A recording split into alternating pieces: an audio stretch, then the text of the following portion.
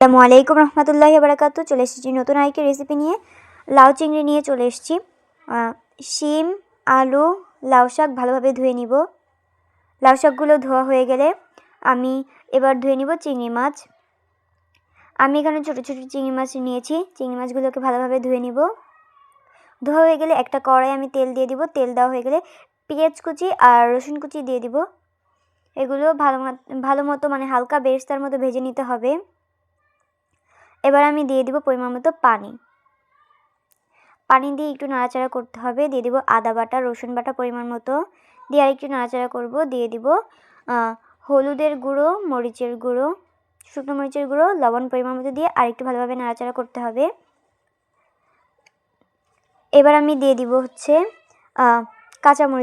কাঁচামরিচগুলো দিয়ে দিব এবং ভালো মতো নাড়াচাড়া করব। দিয়ে দিব চিংড়ি মাছগুলো, যেগুলো ধুয়ে রেখেছিলাম ছোটো ছোটো চিংড়ি মাছ, সেগুলো দিয়ে আরেকটু নাড়াচাড়া করতে হবে।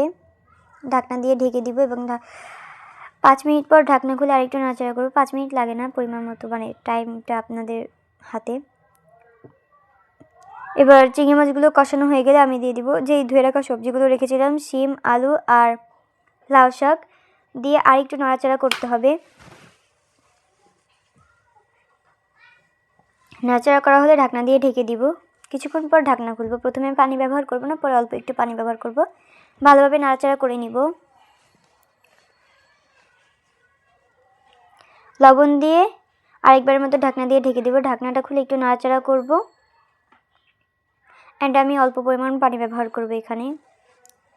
আমি শাকটাকে অত ঝোল ঝোল রাখবো না, তাই আমি পানি কম দিব। যেহেতু এটা ছোটো চিংড়ি ব্যবহার করেছি, বড় চিংড়ি ব্যবহার করলে একটু ঝোল রাখতাম, আর তাতে স্বাদটাও বাড়তো। আর ছোটো চিংড়িতে এভাবে অনেক মজা লাগে।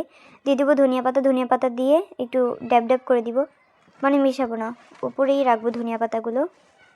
এবার ঢাকনা দিয়ে ঢেকে দিব। পানিটা পরিমাণ মতো শুকিয়ে আসলে হয়ে যাবে রান্না। আমার রান্না শেষ। এবার আমি পরিবেশন করছি। দেখুন, আমি তেমন ঝোল রাখিনি।